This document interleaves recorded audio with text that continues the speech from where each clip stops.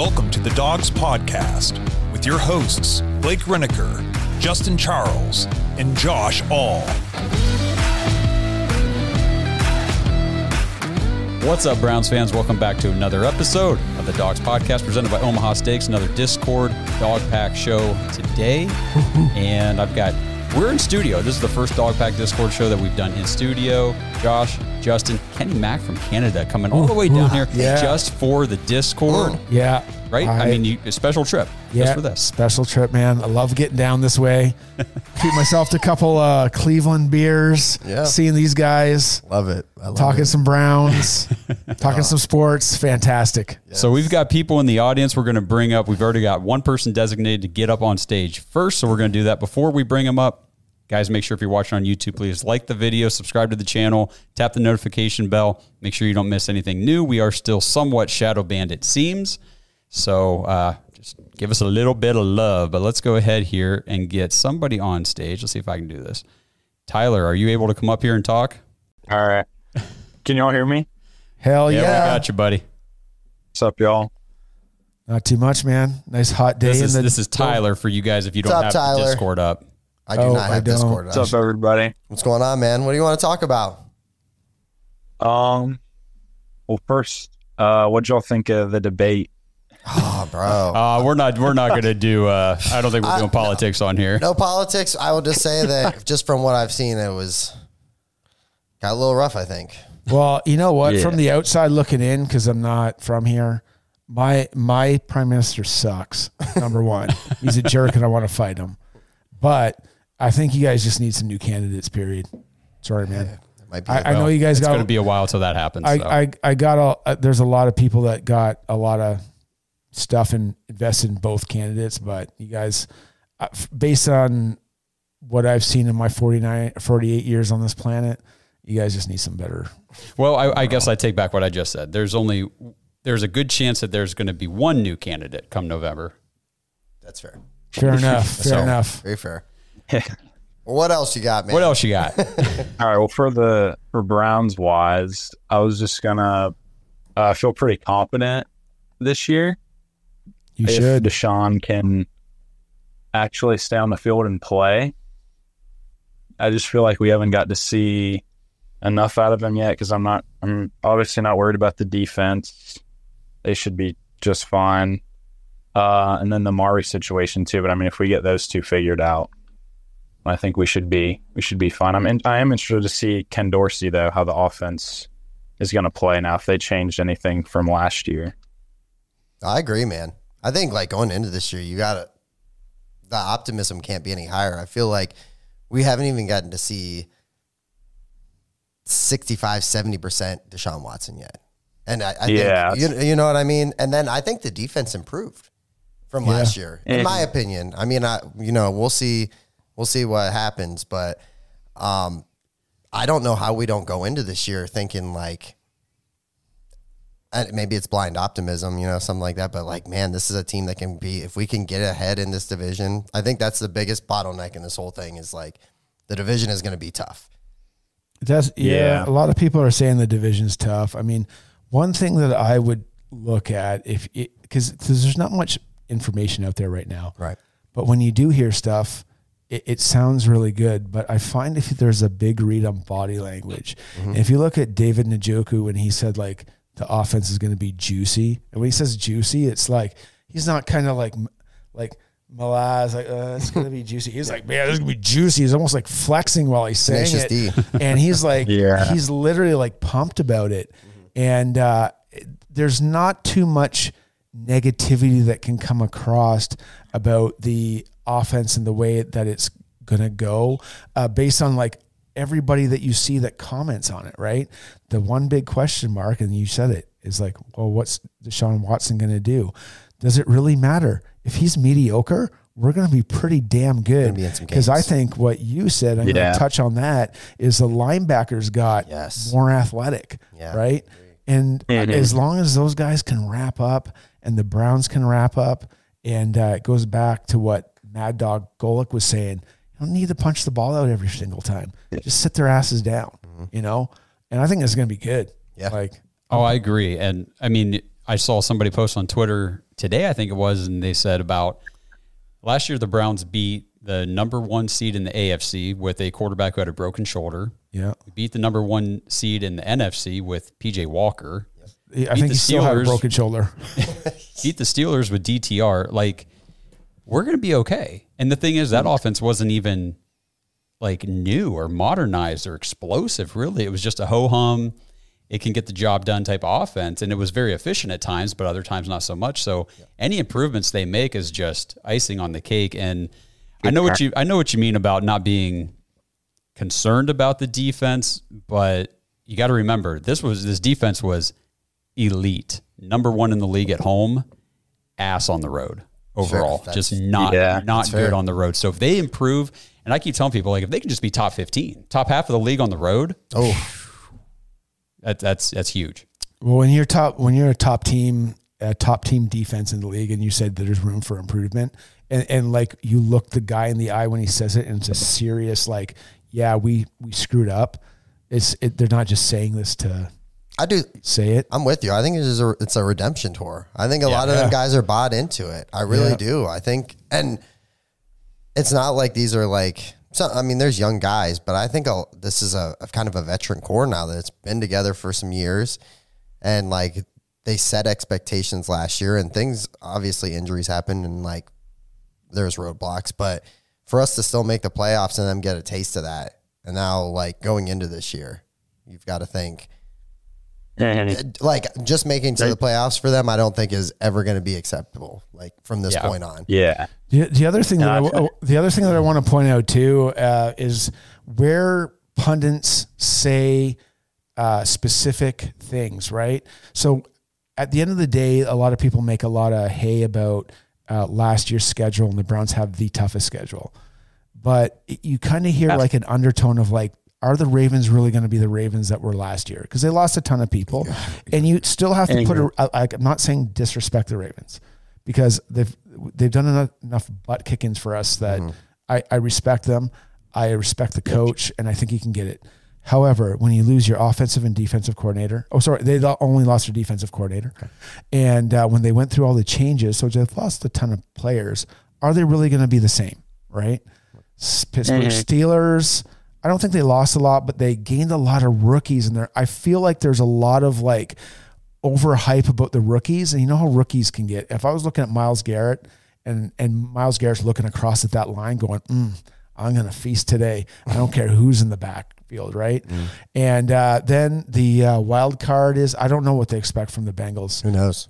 Joe Burrow has ALC. Looks like Brady Quinn, and we all know that Brady Quinn can complete a lot of things other than down the field with that jacked body, right? Like there's a certain point where you just become too big for quarterback. And that's only based on what I've read on the internet. I don't really know. And so that may be a detriment to them, but you know, if he just gets enough balls to Jamar Chase at the right time, who cares? I think if he's healthy, they're dangerous. Like, if they're, until they play us.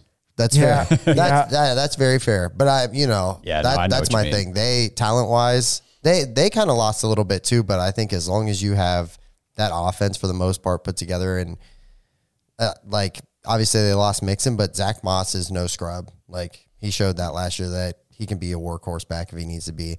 But Joe Burrow stays healthy, they're in contention for AFC. So let's get. Hey, Brad, we're going to hang on and have you next. Joe America is going to make his debut on the stage, I think. Ooh, Joe America. Hell yeah. Come on up, Joe. Hell yeah, I'm here. Hell yeah. Welcome, my friend.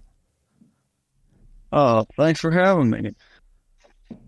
The one question I was considering, actually, because I've been watching a lot of Browns news from like last year, because I'm really excited for this season, is do you guys think that they should make some adjustments with like the secondary? Because I feel like for the most part last year, they were just doing man-to-man, which worked out great until, the first round of the playoffs, Houston. But do you think they should try to mix up some more zone in there and disguise it? Or what are your guys' thoughts?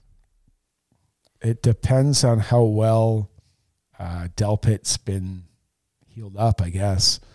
If he's a step slower, maybe they do that. But I think a lot of the stuff that happened with the Browns near the end of the season. Might have been their second and third string exposed. Oh, I guess you're going fourth string because Rodney was injured for the year too. That's right. And while the two young kids, Hickman and DeAnthony, did very well, they did get exposed, but that's more experience for them. I would say that Jim Schwartz probably is not going to change much, and he's going to stick with the guys that he has. And I would just like to see a full season out of Grant Delpit. Yeah, I'm with you. I think they keep playing man. I like us athletically.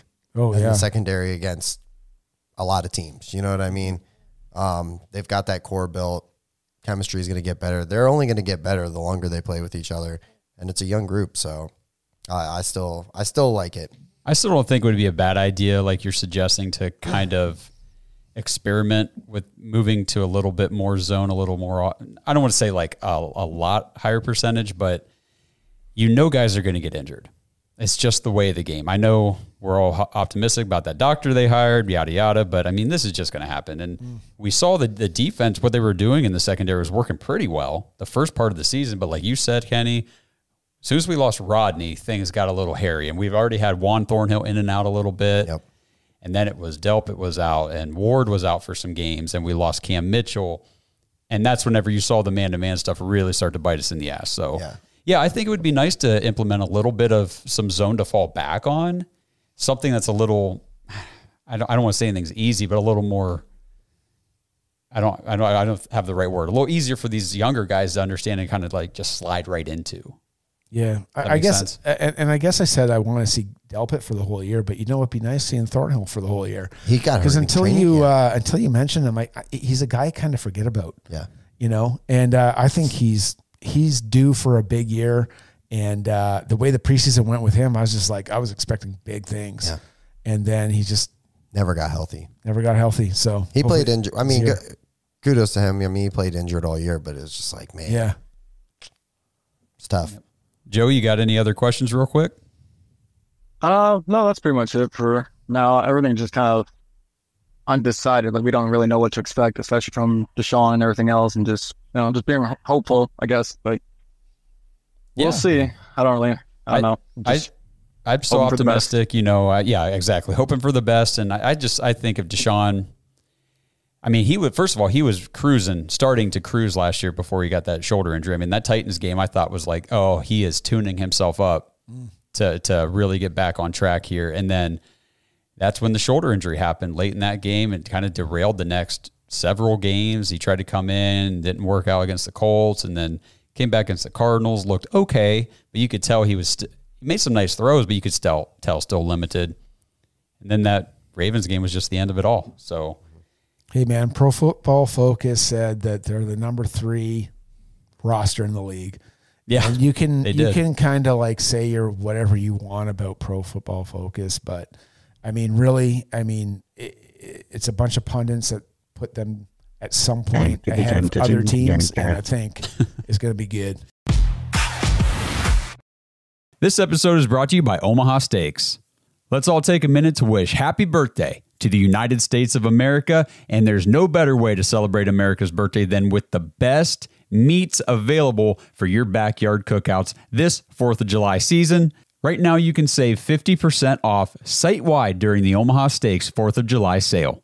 So break out the grills and get ready for the 4th of July celebrations with Omaha Steaks. Get the burgers, the chicken, the jumbo franks, the brats, and of course, get the steaks. Those things are incredible. They've got appetizers, meatballs, wings. They've got desserts. They've even got wine. They've got everything you guys need to celebrate America's birthday with your friends and your family. Go to omahasteaks.com/dogs and use promo code DOGS, DAWGS, when you check out, and you'll get an extra $30 off your order. So set off the fireworks in everybody's mouth with Omaha Steaks this 4th of July. Head to omahasteaks.com/dogs. Get 50% off site-wide during the 4th of July sale, and make sure you guys punch in that promo code DOGS, DAWGS, when you check out to get an extra $30 off your order. Happy 4th of July, everybody. We got the moneymaker on stage. What's up, Brad? Hey there, buddies. I'm up here in Canada. Hey. Yo! Whoa. Any corn whiskey hanging around there? Hey, you know how it is there, bud. Yeah, I got done hanging out with Thriller, aka his name's actually Mike. If you didn't know.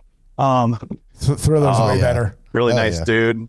He actually, funny story. He got into the Browns through hockey because he went to a game with his friend and he saw the resemblance of hockey with football, and that's how he got in the Browns. Really? I thought that was an interesting story. Yeah. But yeah, I got to do some Pound Town with Kenny, do some Pound Town with Thriller. Yeah. Do some, drinks up here, just hanging out, enjoying the nice weather. Yes. It's hot down here. I guess my only question for you guys is, are you guys ready for November 3rd? Because it's about to be lit.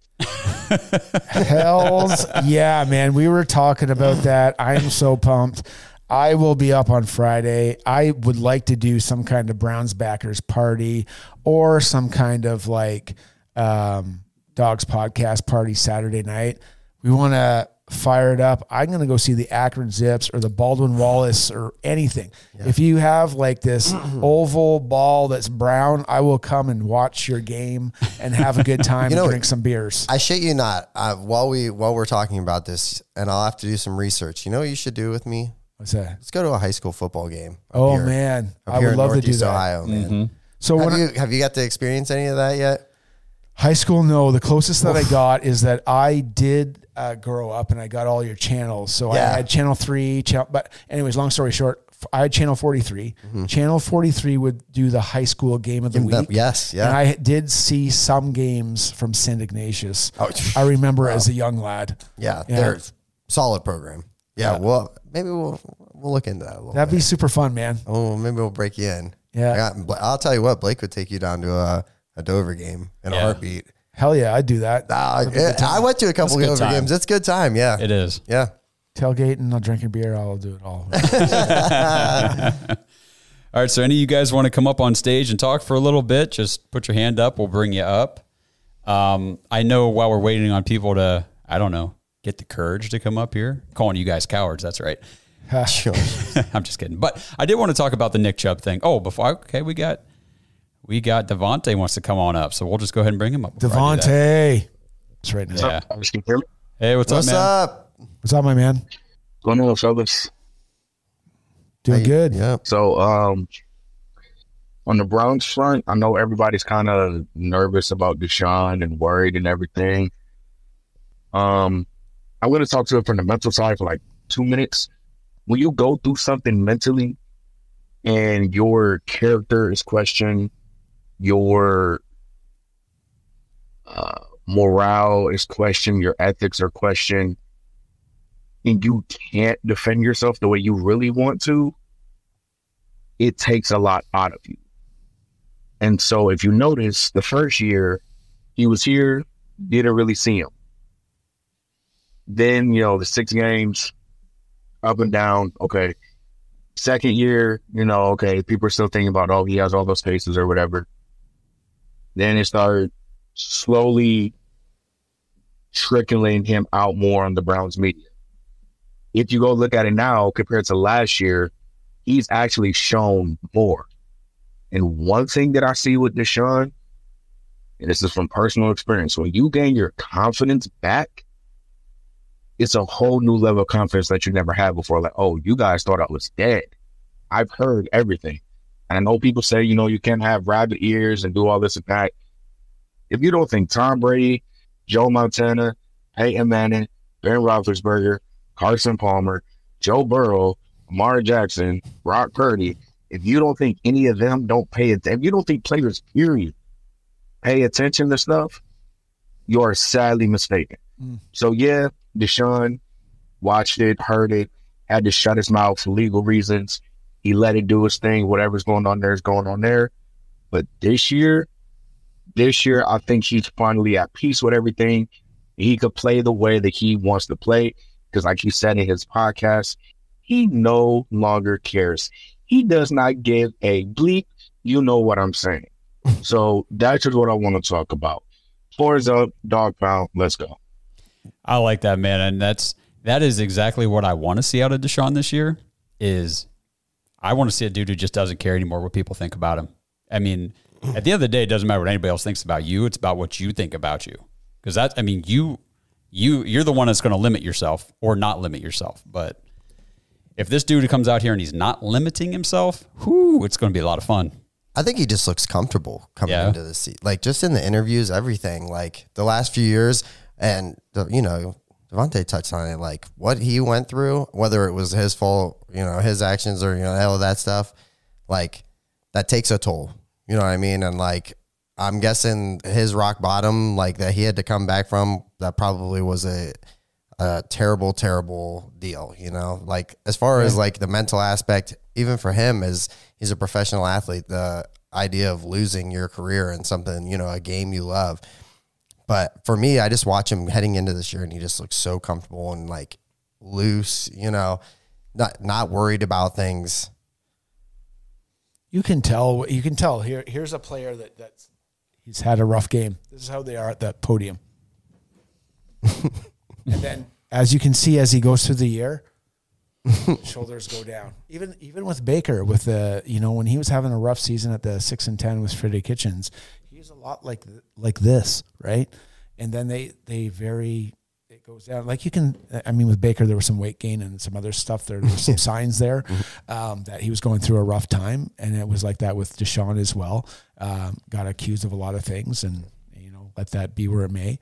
But I find that he's very relaxed. Some of it is like what I see just him speaking on his podcast. Yep. And again, when you do a podcast for the first time, you might be just a little bit like this too. Oh, yeah. And then but it goes down real fast, but you can see he's talking a lot looser, and he's just, he seems more easy.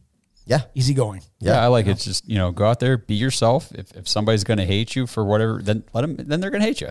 And that's just the way it is. And like, the biggest thing is we were talking about a player that I'm going to be profiling for the Throwback Thursday, and that player never had, like, resounding backups by his teammates. I've never heard anything negative actually about anybody in the league, and they never shunned him. Because you remember what happened with Ray Rice.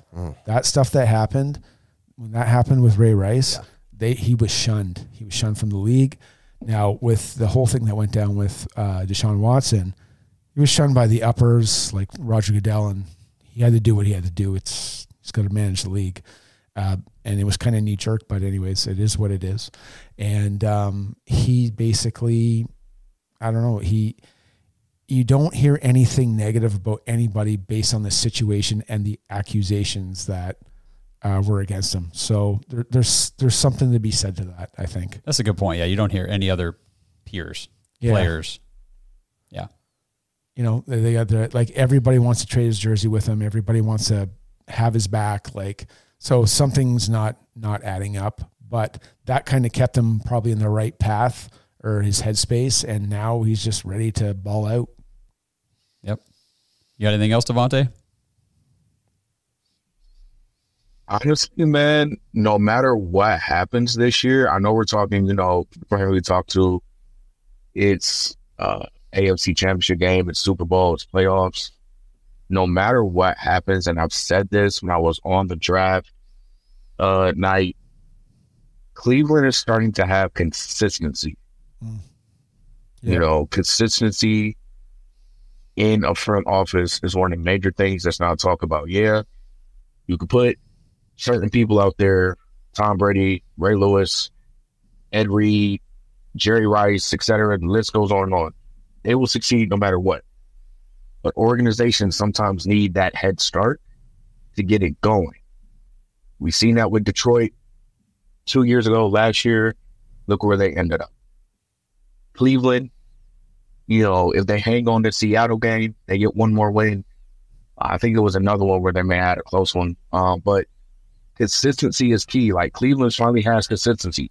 This is the first time that I've ever watched the Cleveland Browns since they've been back that they have a stable front office from top down, and that flows all the way through the team. The reason why I don't like them, but I respect them. The Steelers, they've only had 3 head coaches.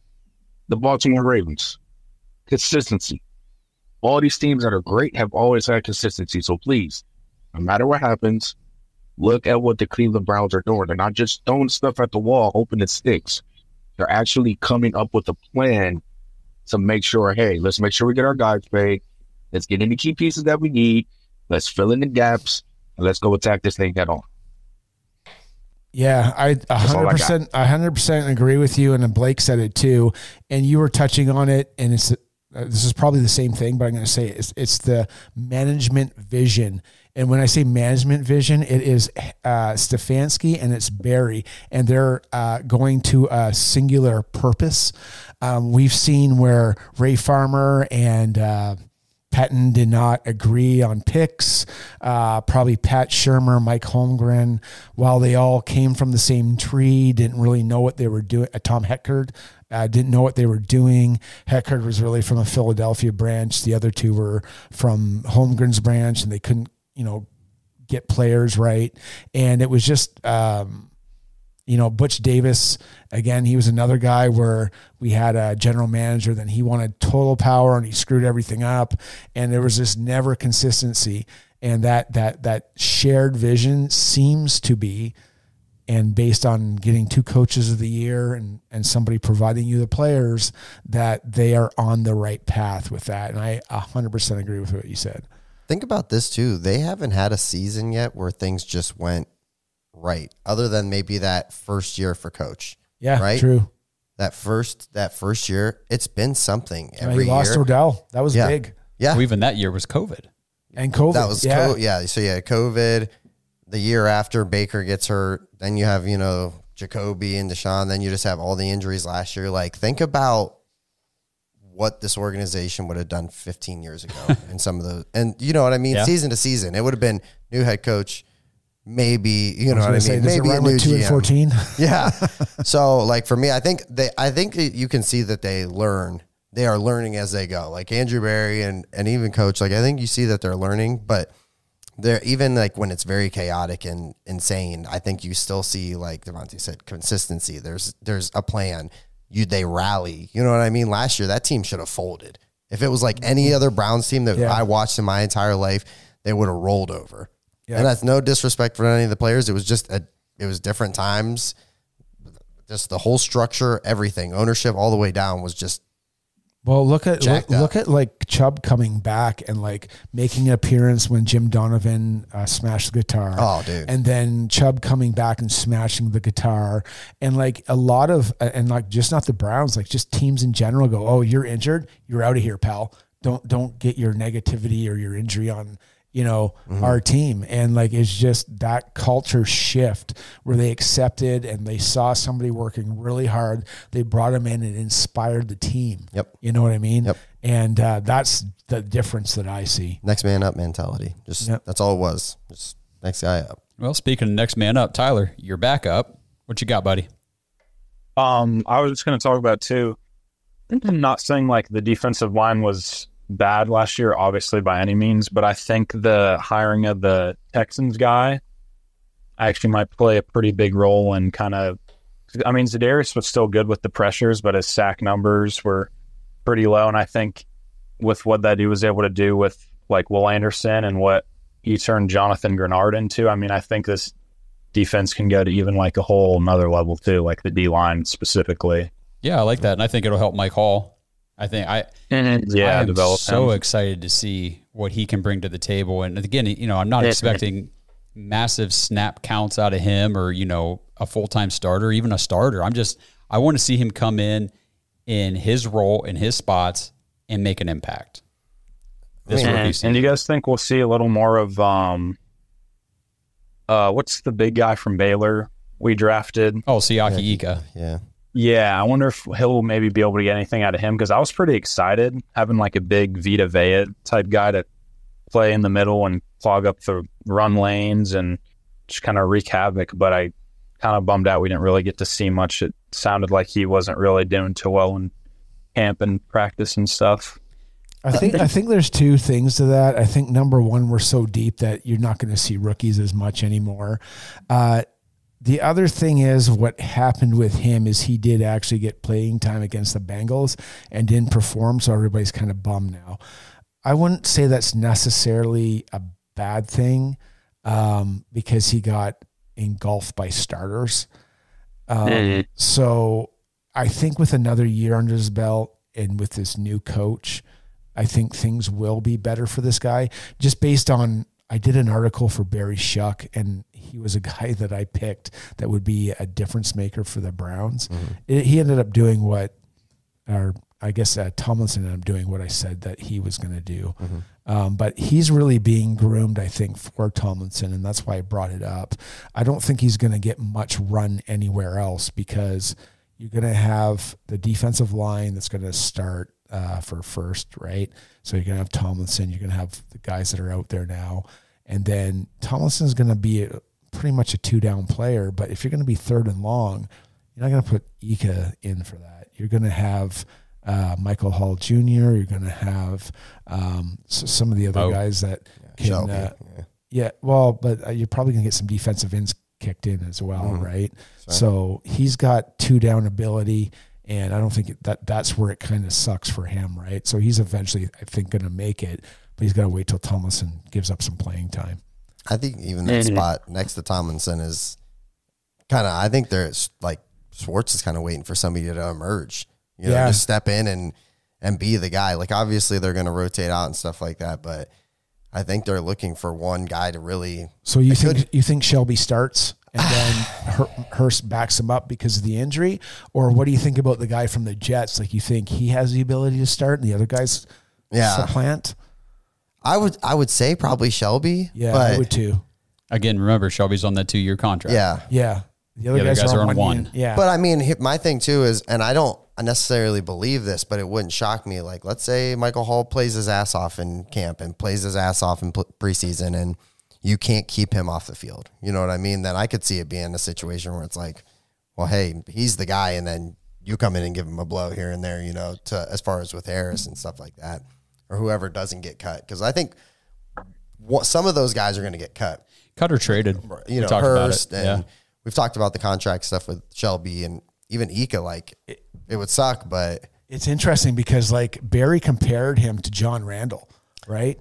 And the if you want to compare him, I'm not saying he is John Randall right now. What I think Barry was getting at was the measurables. So what the combine stats pulled in were very similar, right? The violent hands were very similar, right? Now, I guess you guys know how Randall used to train, used to chase chickens and stuff. I don't know if he did that kind of stuff, but there is some comparison. And man, like, I mean, to dream as a Browns fan, wouldn't that be great? Let's just get him started and get him looking good in preseason. But I can see where that vision and why they got him, you know, to that. So yes, then I can see him starting if he can do that kind of same stuff. But let's get him just through his year and have a couple sacks and go from there. Yep. So let's see here. Pastor Rob, just to go on what you're saying, he said rotate the DTs and keep them fresh, make them go full motor. And that's I like that idea. I mean, Schwartz that's probably what they're right? going to do. Yeah. This episode is brought to you by Manly Bands. Dog Pack. If you followed the show for a while, you know that I recently got married. I got my wedding band at Manly Bands. Now, I opted for something a little more simple, so I just got a plain, simple, gold, polished band from Manly Bands, but that's not everybody. And I'm telling you, they've got so many cool different designs and materials available. They've got bands made out of Jack Daniel's whiskey barrels, meteorites, even dinosaur bones. It's so cool. Just head to manlybands.com, check out the selection, see what they have. They've even got build your own bands if you want to make a custom style band for yourself. And right now, use promo code DAWGS, DAWGS, at manlybands.com when you check out, and you'll get 25% off your order. 25% is a big deal. So make sure, if you guys are looking for a new wedding band, Blake mentioned last week or two on the show that, you know, he's lost a lot of weight in the last year. And so his wedding band is a little too big for him. So he's thinking about getting a new one. And I told him, I said, just go to Manly Bands, see what they got. And the 25% off your order is such a great deal. You really can't beat it. So at least go check it out, see what they have. They've got some really cool stuff. And again, promo code DAWGS, DAWGS, if you decide to buy one, and you'll get 25% off of that purchase. If you don't know your ring size, you can order a free ring size guide. They'll ship it straight to you. You can punch out the little rings and put them on your finger to see which size fits you best. And then every single band you order comes with a free silicone ring for whenever you want to work out or go swimming or whatever you need a silicone band for. You get one for free shipped with your purchase of a Manly Band from manlybands.com. So check it out. Again, manlybands.com. Use promo code DAWGS for 25% off your order. Butters, your stage's debut. What's up, man? Whoa. Guys, how's it going? It's good. Hey, brother, how you doing? Oh, doing good. So I got this little kitten that's just tearing up my room right now. So I apologize if you hear a bunch of Oh man, scratching. I know about that. Kenny Mack loves the cats. Yeah, yeah. So I got like a $700 bar sign in my man room, and it no longer exists because of a cat. But anyways, yeah, angry. So what you got for us, man? So one of the things I, constantly keep seeing articles about, and I just was kind of curious to talk about a little bit, just because it feels like the kind of trap we get into every offseason when we hear the reports about a young player killing it or this early in camp, and then the expectations start climbing. So for this example, I wanted to talk about Cedric Tillman. So Cedric Tillman is one of those guys that the ceiling is awesome. The guy that's 6'3", 220, that can catch the ball with basically no effort at all. I mean, when he made that one comeback catch, I don't remember if it was against the Ravens or whatnot, but my goodness, man, when you can catch it and defender is tugging on your arms and it still doesn't stop you, that kind of stuff's special. Mm-hmm. This kid's got legitimate talent, but the problem is when you come from Tennessee and your offense is basically as bare bones as possible. And we saw last year, we saw some of the learning curves.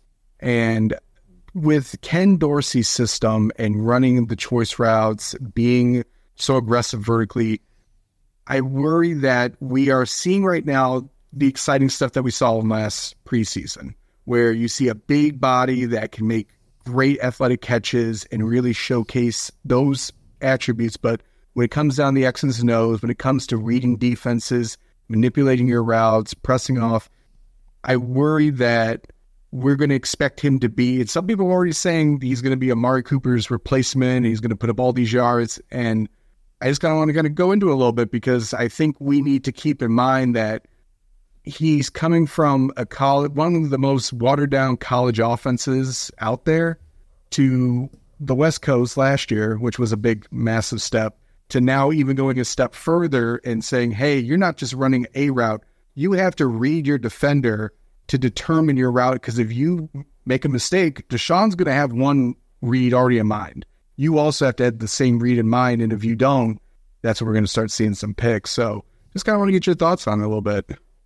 We definitely saw the learning curve last year. You're right. There were times where he, didn't run the full route or broke off the route. I mean, Joe Flacco was livid with him a couple of times. I think it was that Jets game. We should have had a touchdown, and just all kinds of things. He was a rookie, buried on the depth chart, didn't play for at least about half the season. He didn't hardly get any opportunities. Got traded. Blake made a good point last week, like what kind of opportunities were really available for him, considering DPJ had 8 catches on the year. Yeah. So I get all that. And also I understand where the hype's coming from, because he was the only dude at OTAs. Yeah. I mean, the other guys weren't there. Elijah wasn't there. Amari wasn't there. Jerry Jeudy was there, but I think he had a little injury thing that had him limited. So, I mean, I understand all that, but go ahead. What were you going to say? I think just my whole thing with it, and I do think there has to be some tempered expectations, right? For sure. Because when season comes around, we're talking about a lot of mouths to feed, right? Amari Cooper's going to get his, right? Jerry Jeudy's going to get his. David Njoku is going to get his. You better. You would think Elijah Moore. That's where we start getting into that territory. As far as I think him and Elijah Moore, if he's taken that step, there's a depth chart kind of battle, and he'll see If he can get over Elijah Moore, he's going to see a lot of playing time.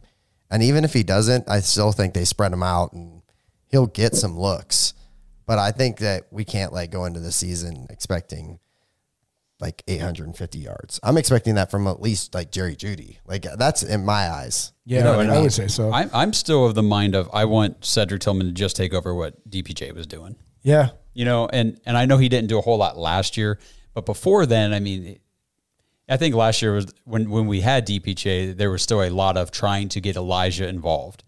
And we saw that dwindle down as the season went on. I mean, the end arounds, the screen passes to Elijah, those all started to go away because they were not working. But that was while DPJ was here at the same time. So I think that there was a shift in focus. But I just need him to be a reliable outside receiver that if that's where we're going to go with the play, I need him to be able to make the play. But I think that, like you said, it's going to be Amari, it's going to be David, it's going to be Elijah, or Jerry Jeudy, Elijah. I think I'd like to see them focus on getting Jerome Ford involved more in the passing game. Maybe not as much in the run game. Yeah. But because I want to see Foreman or Robbins do that. But I would love to see Ford. I'm not saying get him out of the run game completely, just not the lead Duke Johnson. back. He's our Duke Johnson. Yes, man. You give him in the passing game, he's so good. You guys hit the nail on the head for me. I was going to say it's got to be Jerome Ford's going to be Duke. Getting his, man, and it's going to be like Duke Johnson. Yeah. I think Butters hit the nail on the head, man. He came out of an offense where he didn't have to do much.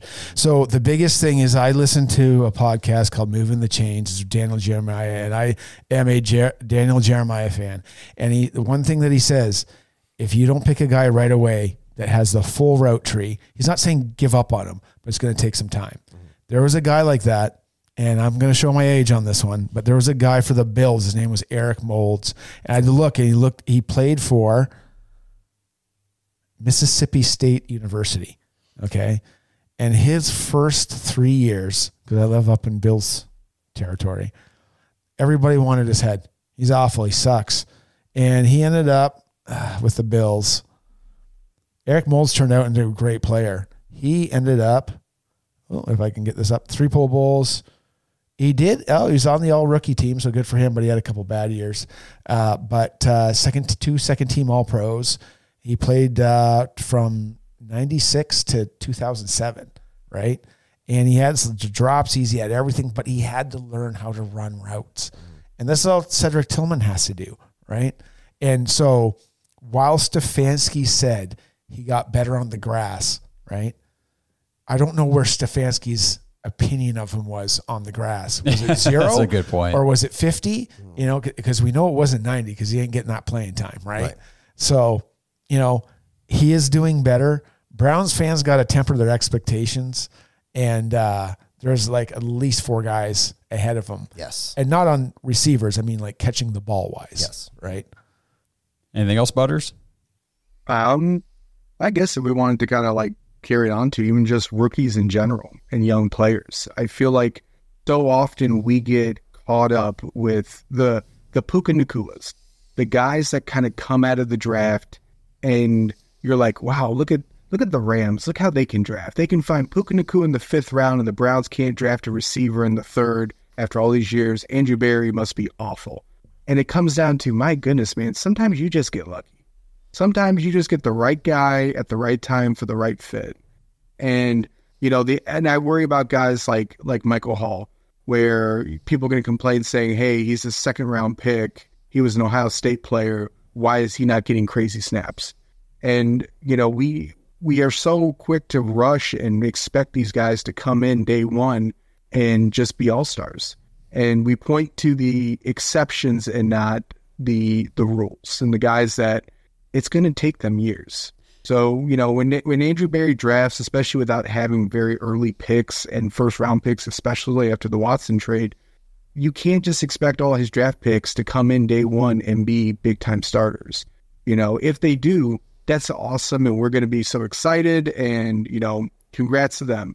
But just because a guy didn't get a ton of snaps or a guy's not putting up the yardage that you're looking for doesn't mean he's a bust or he's a bum or he's a nothing. Hell, even like Elijah Moore, a guy that's been in the league now a couple of years, this kid's got great talent. When he was at Ole Miss, I mean, other than his height, there really wasn't anything you couldn't like about his game. And sometimes it just takes the right system. It takes the right coaches, the right just relationship with the quarterback, and things start clicking, and all of a sudden guys come out of nowhere. So I'm excited to see what this young group has, but I am prefacing just the fact that I expect there's going to be people tearing these rookies to shreds as soon as they don't come out and make the big play right away. Yeah, I'm with you. And I think that, I mean, Andrew Berry obviously understands that, because that's why you see him hold on to his draft picks for so long whenever the fan base is saying, well, get rid of that guy. Why is he still on the team? Anthony Schwartz was a good example. I mean, even whenever the fans were like, I see nothing with this kid. You know, Andrew Berry still got the mindset, well, he's not top of the depth chart. He's not the featured guy. Like, we got to give him a little time. And then it got pretty evident, okay, we're not going anywhere with this. Right. And then you reach that point where it's like, okay, time to cut ties. Pastor Rob mentions David Bell here in the chat. You know, I understand giving guys time to develop, but we always say it's the not for long league. And if you don't come out and show that you at least have potential to grow and develop and produce, you know, down the road, there's a new crop of draft picks coming in every year. There's a new free agency period every year, and you will get replaced very quickly if you don't at least show enough to earn your keep on the team. And that could just be in the weight room, the film room, showing that you are dedicated to your craft and learning and working and everything like that. So we don't know what everything goes on behind the scenes. We just get to see what does or doesn't happen on the field, unfortunately. And, you know, it is a good thing, but this front office, this team, this organization now keeps everything under wraps. So there's no leakage. There's no, you know, dirt coming out about anybody, or so-and-so's not showing up to this or that. So, yeah, I mean, I would say the biggest thing, I know the people that you're talking about, and I would say get out of the Stone Age, man, because that was the old school Browns. Yeah, we needed guys that be all-stars 10 years ago, man, for sure. I totally get it. But if you see all the teams that are any good, I mean, you see the 49ers, because I'm not going to use our division because we know about them.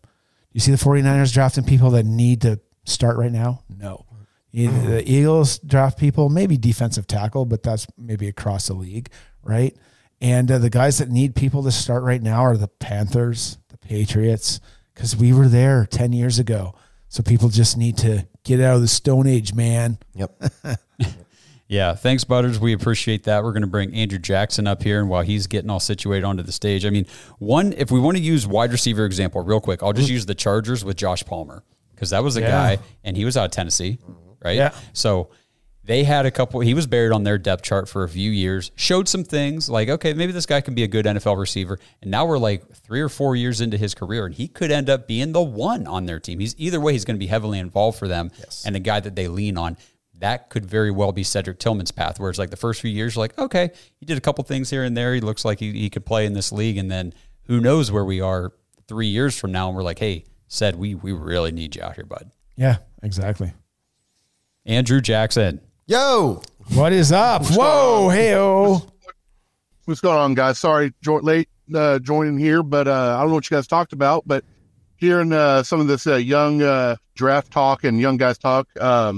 So as of June 28th, we have a first-round pick for next year. So if you're Andrew Berry, what position group as of right now do you think we should look at towards next year if we keep it? And this is all, I guess, relevant if we keep it or not. But as of today, is there a group that you think, hey, we probably should look this way or that way? That's hilarious, because my first thought was, well, if I'm Andrew Berry, I'm already going, who can I get with this pick? That's what I was going to say. Trade it. What team is trying to get rid of somebody that is Amari Cooper, and I can get him, you know, and get maybe like 2 other draft picks with it and fleece these guys. But what do you think, Kenny? Man, what position group would I upgrade at this point? I think the thing that you would be upgrading is the money that you need to get rid of.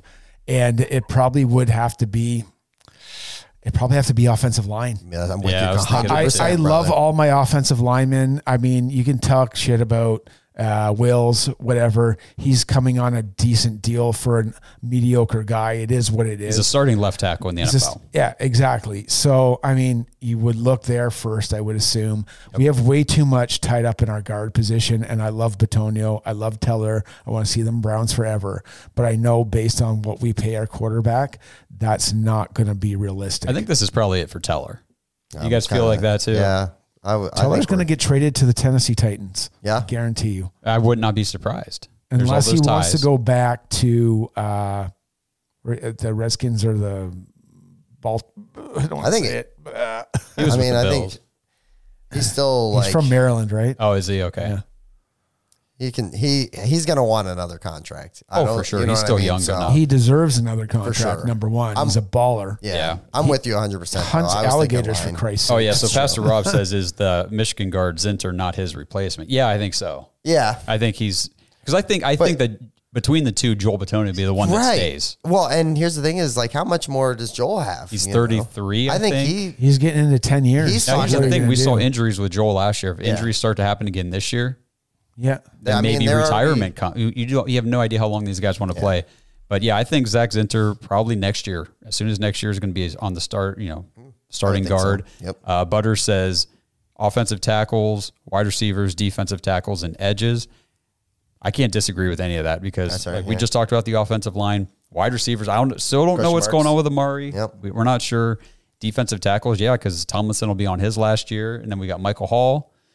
And then it's a bunch of one-year guys, Ika, and then the edges, obviously, Miles, and, Z will be here next year, but Alex Wright, after that, it is like, man, we might want to think about getting another top-tier guy because Miles, we love him. He's also getting older. He's going to be up for another contract at some point in the not-too-distant future. And I think Miles retires at Brown. He's a minority owner in the Cavs. He's just too much into Cleveland. For sure, I agree. He's a Cleveland guy. I think he stays around. Yeah. That's a good question, though. I mean, It will be interesting to be thinking about first round again. Yeah. I'll be honest with you guys. I don't know how you feel. I haven't really missed it. No, I haven't missed it either. Because we've got such a good team. Like the team is competitive. And I mean, when you find like DeJuan Jones, Martin Emerson, we talk about these guys all the time. Like, what do you need a first round pick for? Yeah. Yep. Even Alex Wright has performed admirably, Like he's got the pressure rate. He finished the year with 5 straight sacks. Like, that's awesome. Real quick, I'm going to answer Joe. We can answer Joe America, and then we'll bring Pastor Rob on stage. Joe America says, should we start grooming another quarterback? Laughing emoji. Get ahead of it and have someone ready to take over in 2 years. Always good to have a great backup. I would say depends halfway through the season where we're at. That's what I would say. I think if things go as as we expect for Deshaun now, I'll admit as much as anybody, there's a very real possibility the shoulder injury, maybe he doesn't look the same in a game. I don't know. We don't know until we see it. But, by all accounts, he's doing well, and we know what kind of quarterback he can be and what he has been. So if he can do that again, we're just fine. And I think the Browns are seriously planning on having him beyond this first contract. Yep. That's just that's the vibe I get. What do you think? I agree. I mean, what was it last year when Andrew Ray was talking the 10-year, that was this offseason. Okay. Yeah. That's their vision, right? So you got to believe that. Now, obviously some things have to happen. Watson needs to improve play. And then I think if that does happen, like the next season and a half, he balls out, I think we get him again. Just recontract up, especially if we're talking about AFC championships or we're talking about AFC North championships. If we're in that mix, I think that you can't just start over again. Well, let's even take it from this perspective. You got Ken Dorsey. Ken Dorsey goes from Cam Newton to Josh Allen, and say we get those two combined, we get 50 to 60% of that. With this defense, it'll still look really good. Yeah. It will. Okay, so Pastor Rob, sorry, man, I meant to hit that. You can come up on the stage. What's going on, man? So, taking the question that Andrew asked and throwing it back at you again, because your first thought was, who are we trading for? You're mid-season, you're coming up to the trade deadline. We're at the start of the season, 4-2. And you want someone to take us over the edge. Who is your, for each of you, who's the guy that you would want to add to this team as it stands now? This episode is brought to you by Danger Coffee. Browns fans, we talk about how Danger Coffee is made free from mold toxins that are in 45% of the world's coffee, but that's not all that Danger Coffee has to offer. Mineral and nutrient deficiencies are a big deal. They make you feel sick, tired, stressed, and they can give you brain fog. These deficiencies negatively affect your immune system, your digestion, sleep, metabolism. Have you ever wondered why you get an initial burst from your coffee, but then you get that little crash not long after? Danger Coffee's patent-pending process remineralizes your body with more than 50 trace minerals and electrolytes, leaving you more energized, engaged, powerful. These micronutrients enter the cells to boost performance. They bind to toxins to provide detoxification support. I know that sounds like a lot, but the bottom line, guys, is minerals matter, and most of us really don't get enough of them on a daily basis. Danger Coffee delivers micronutrients, plus it gives you access to the minerals you already have. Head to dangercoffee.com, use our code DAWGS, DAWGS, for 10% off your order. And that code can be used over and over. So you get 10% off every order you make using code DAWGS. It's time to start every day off with a cup of coffee that gets you going and actually keeps you going. Dangercoffee.com, code DAWGS. I would probably go either left tackle or a receiver, probably, which I would determine it. And the reason why I'm saying it like this, because I would determine it based on what our stats were. If Deshaun is under a lot of duress, generally it's going to come from the left tackle position, and Jed's not performing. So I would have to go that way. And that's big money and a big pick to pry somebody from somewhere. So mainly, what's his name? Garrett Bowles from Denver. And if it's not one of our receivers, they're just not getting it. Ken Dorsey probably has somebody that probably could, I'm not saying Stephon Diggs or anything like that, but something. It's got to be somebody that you're obviously going to have under contract or have to extend, because you're not giving up a first round pick for a 10-game rental. I was thinking even like a disgruntled guy, exactly. Ayuk, but I was even same team when you were talking about Denver. I was thinking, and it'd be weird to maybe trade again. But what about like Cortland Sutton? Oh man, Cortland Sutton, dude, I'll be all over that. All over that. Yeah, I don't know, like financially, if all that stuff lines up, especially with what I mean. That's just the first name. Like when I was thinking about, guys that maybe the situation's not that great. Who knows? Maybe Cortland Sutton ends up having a nice year, and he goes on and gets a big contract. So. We did an episode where I picked Cortland Sutton. That would be the actual trade, right. And not Jerry Jeudy. Yeah. And, shit. Okay. But Jeudy came to us, and he's the more precise route runner. Yeah. Cortland Sutton would be more like he would be the definitely number 2, but he would probably take over Amari at some point. Sure. Yeah. And he would, win those 50-50 balls for you down the field. Yeah. A little bit more than Amari can, because Amari's going to get open with his jukes, his jives, and his route running ability. And but yeah, he'd be a great addition for a Ken Dorsey. He would be a better version of Gabe Davis. You guys just want to see if they'll kick in like Javonte Williams, and then we can have all the Denver Broncos offense with Jeudy and Sutton. Yeah.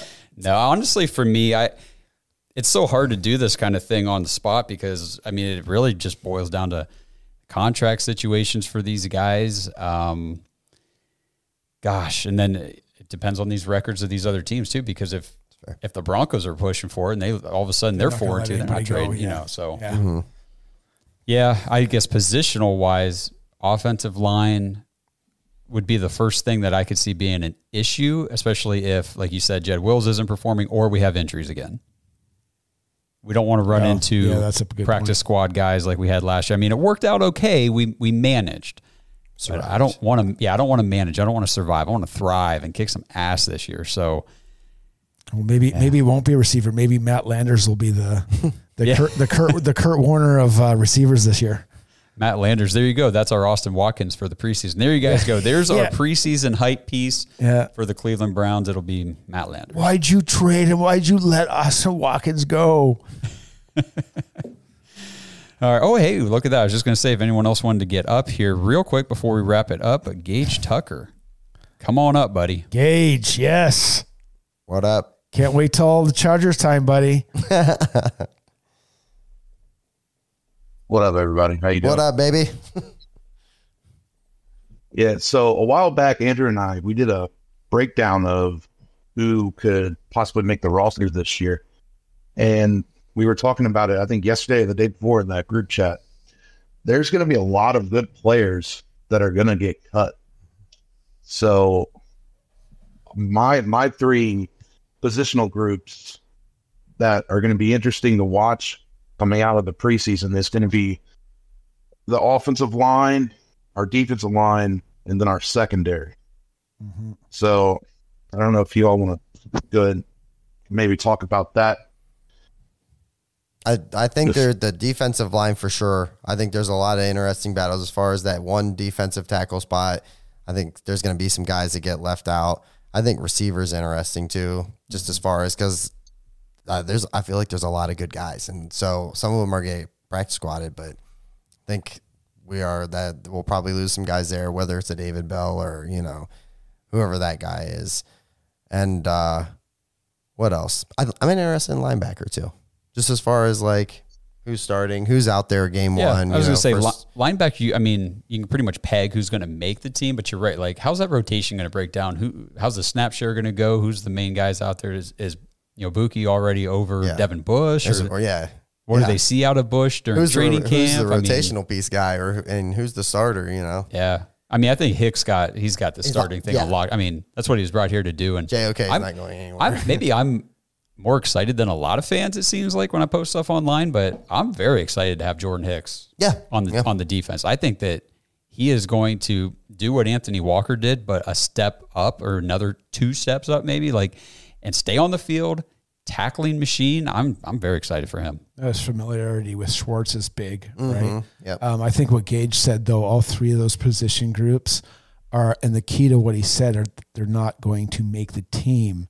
And I don't think he meant cut, because I think there's some ability for the Browns added to the practice squad, right? Yeah, but there's also some ability for the team to gain capital, right?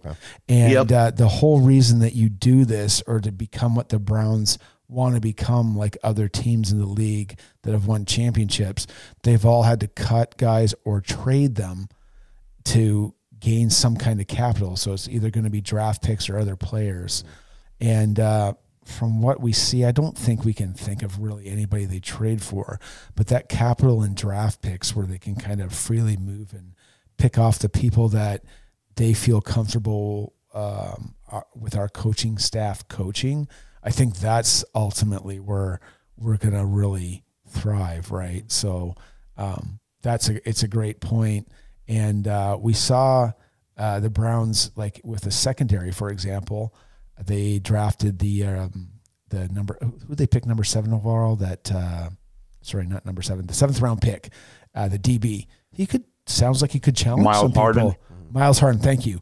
He sounds like he could challenge some people. Yeah. Although he, like you said, maybe practice squad to start, but that could be something. You know what I mean? Mm-hmm. So they're doing these hard-nosed guys, Buki Watson, they could all challenge. So let's see what happens. I mean, they have the prices right for these guys. So let's see if they can step up. Absolutely. You got anything else for us, Gage, before we wrap it up? Yeah, it should be interesting. So if you had to pick right now, who would you have starting at right tackle? Because that's going to be the topic. I agree. Going into the that's a big one, bro. I hate that question. I'll do it. I'll do it, Gage. I'm old school, man. I'm taking Conklin. I'm with you. Vet. Correct. Yeah. Go with the vet. Yep. Let the kid develop. But do you worry about DeJuan Jones, him handling it when he came in and pretty much was manhandling everybody? I think he'll be okay just because he was a rookie. He's young.